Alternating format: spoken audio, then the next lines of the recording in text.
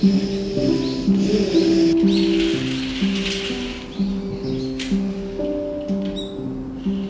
にちは、ホーズライフです。ご覧いただきありがとうございます。早速ですが、皆様は休日どんな過ごし方をされていますでしょうか。私はというと、もともと買い物が大好きで、土日2日間お休みがあったら2日間ともショッピングに繰り出す。で、帰りは外食をして、帰った後はお風呂に入って寝るだけ。そういった休日を十数年ですかね、続けてきました。お金を使ってストレスを発散して休日の特別感を味わう。それも楽しかったんですが、何せお金がたまらない。買い物をしたその日はすごく満足感で満たされるんですが、次の週のまた休みになってみると新しいものが欲しくなっていて、また買い物に出かける。家には買って使わないものがゴロゴロ転がってました。今38歳の私なんですが、40手前にしてそんな暮らしにちょっと疲れてしまったところがあります。老後に向けてお金も貯めていかないとならないし、もうそろそろちゃんと自分の足元を見て暮らしていかなきゃなと思いまして、1年半前から節約を始めました。前までお金を使わない休日なんてつまらなすぎるって思っていたんですが、最近は500円かけなくてもなんだか満足できる休日を過ごせるようになってきました。今日はお金を使わない休日、どんな風に過ごしているのか、一つ一つご紹介していきたいと思います。お隣さんの暮らしを覗きに行くような感覚で気軽にご視聴いただけたら嬉しいです。一つ目、居心地をアップデート。よくやるのはお部屋の模様替えです。といっても大きな家具を動かすようなことではなく、例えばアートを変えてみたり、小物の場所を入れ替えてみたり、収納の中を使いやすく整理してみたり、そういった小さな模様替えをしょっちゅうやっています。古い家でも自分なりに工夫を凝らして、ああじゃないこうじゃないって作る空間は、不格好だったとしても愛着が湧くんですよね。これから暑くなっていきますが、夏って特にショッピングモールとか映画館とか涼を求めて出かけることが多かったんですが、家の居心地が良くなってきたら、やっぱり家が一番だよねって思うようになってきて、家で涼む時間が格段に増えました。この後は以前とあるショップでいただいたパンフレットの一部です。切り取って飾ってみました。どうですかね。シンプルで涼しげな雰囲気。なんだか前の絵よりもしっくりきてる気がします。とても気に入りました。いつか自分で撮った風景写真を飾るのが小さな夢です。2つ目、五感ノート。ノートに文字を書く機会って大人になるとほとんどなくなってきますよね。私にとってはゆったり考えてノートに書き込むこの時間が特別なものになっています。途中で使わなくなったノートが家にあったので、そのノートに五感ノートって名付けていろいろなことを書き込んでいます。ジャーナリングって呼ばれているものに近いですかね。何を書いているのかと言いますと、自分が見たり聞いたり触れたりした中で心が揺れ動いたことを書いています。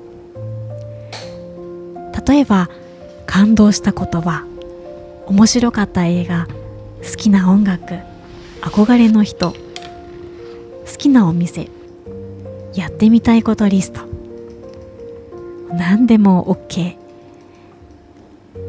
文字で書くこともあれば、表にしたり絵にしたり、心のままに書いています。意識しているのはあまりネガティブなことを書かないようにはしています。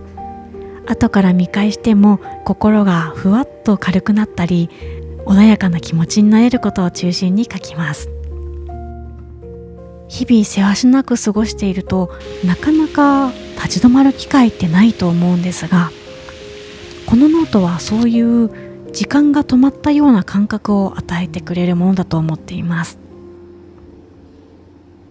少しの間歩みを止めて、ゆっくり文字に落とし込んでいく時間。書くことは本当にささやかなことばかりなんですが、しっとり気持ちが落ち着く感じがとても気に入っています。もしご興味を持っていただけたのだとしたら、ぜひこれを書いてみてください。好きな食べ物、好きな場所、好きな香り、好きな手触り、好きな音や音楽、好きな人。書いているうちに心がじわじわ温まってくるのではないでしょうか。ちなみに私の好きな香りはおもちくんの肉球の匂いです。3つ目、持ち物のお手入れ。これは心がなんとなく冴えない時によくやります。アクセサリーを磨く、メイク道具をきれいにする、靴をピッカピカにする、包丁を研ぐ。改めて手に取ってよーく見てみると、いろんな発見があります。こんなところに傷ができてるとか、やっぱりこのフォルムいいなとか、毎日使っているのによく見てなかったんだなって思ったりもして、明日から大事に使おうって気持ちが引き締まります。時間に追われない単純作業、とても癒されます。なんだか愛犬をよーしよしって撫でている時のように優しい気持ちになれる気がします。最初は億劫に思うこともありますが、一つきれいになると途端にスイッチが入っていろいろとお手入れしたくなる。結果的に家が整うのも嬉しい点です。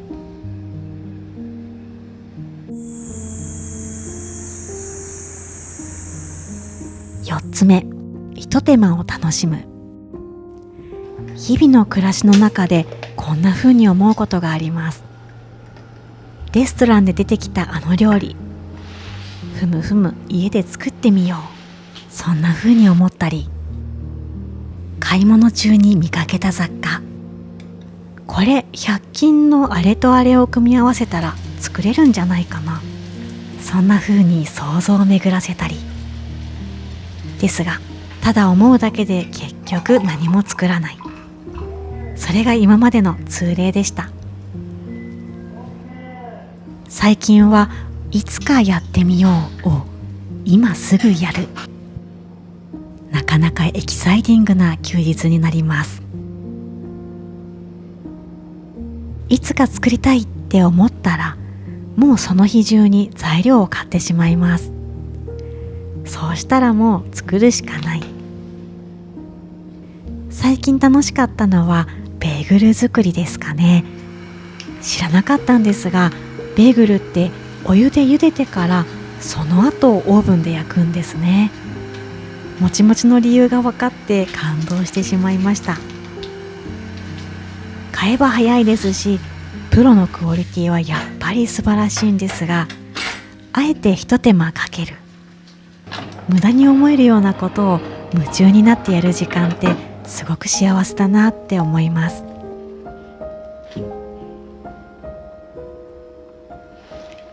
ミシンを使ってバッグを作ったりもしました。次は洋服も作ってみたいなって思ったり、今度はベーグルに味をつけてみようかなって想像したり、好奇心が連鎖していて休日が忙しい。やってみたいが見つからない場合にはこんなのもおすすめです。とびきりのおにぎりと味噌汁を作る。外の世界ではなく自分の身近なことに焦点を当ててみる。これはマイブームでもあります。おにぎりと味噌汁、なんとなく作ってもそこそこの味を出せるので、あまり作り方にこだわってきませんでした。シンプルなメニューではありますが、塩や海苔の種類、出汁の選び方、作り方、こだわれることはたくさんあります。極めてみようって思った瞬間に、ただの作業がワクワクに変わりました。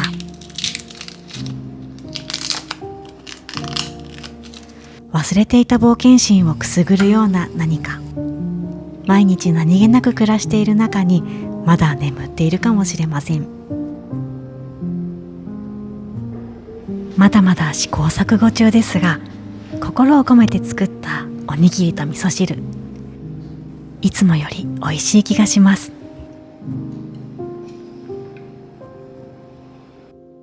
5つ目、お楽しみを仕込む。休日に翌日以降のお楽しみを仕込んでおく。これもお気に入りの過ごし方です。おすすめは図書館へ行くこと。本屋さんで本を買うってなると、お迎えする一冊をじっくり厳選しますが、無料で借りれるってなると、いつも買わない本にも気軽に手を出せます。図書館の静けさ、古い本の匂い、心がスンと落ち着きます。好きな本を見つけたら、その作者の著書を次々と読み進めてみたり、月ごとに自分でテーマを決めて本を探すというのも楽しいです。休日は気の向くままに本を楽しんで、翌日以降は隙間時間にパラパラと。特に寝る前に読むと一日が穏やかに締めくくられる感じがするので、私は好きです。今日の本はこちら。今回は暮らしにまつわるエッセイ本を借りてみました。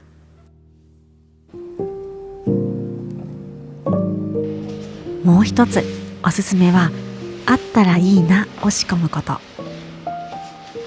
例えばジャムやシロップ、簡単ですし日持ちもするのでよく作ります。フルーツと同量の砂糖を鍋に入れて煮込むだけです。冷凍フルーツでも美味しく作れます。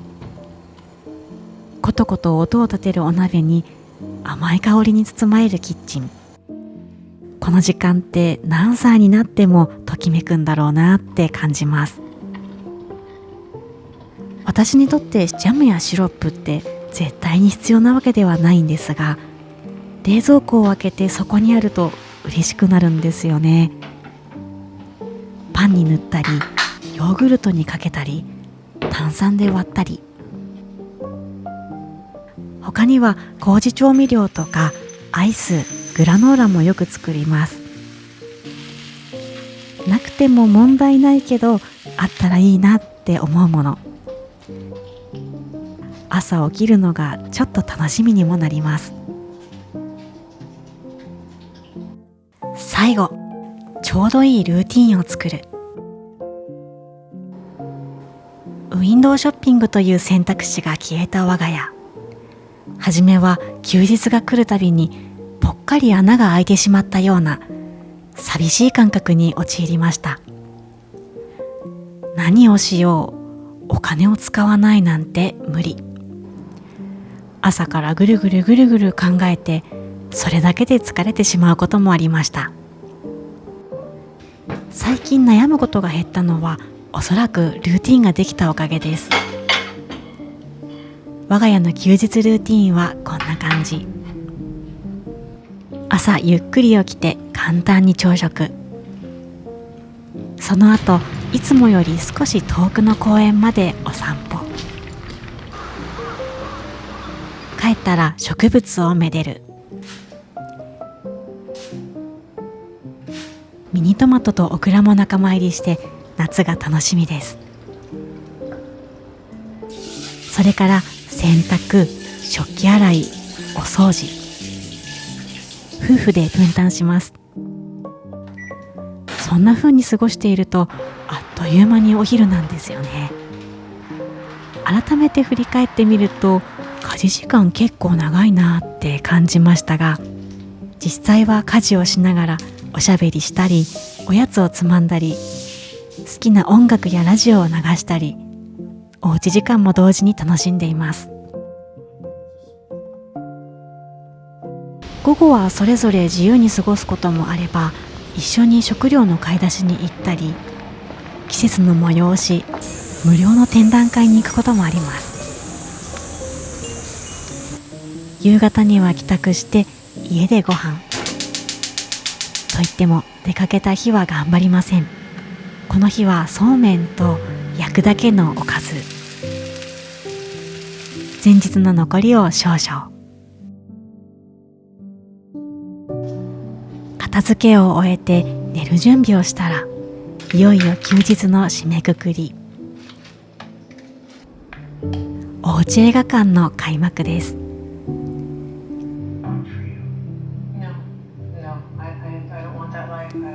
この時間の柿の種は妙に美味しい。これが私たちのささやかで最高な休日です。ルーティーンができてからは、暇だからなんとなく出かけるっていう時間を潰すための外出がなくなりました。お金を使わなくてもいい一日だったなって思える、そんなルーティーンが見つけられたのは人生の宝なのかもしれません。お金を使わない休日の過ごし方、いかがだったでしょうか。最後までお付き合いいただきありがとうございます。皆様のお金を使わない休日の過ごし方、ぜひコメントで教えてください。それではまた次の動画でお会いしましょう。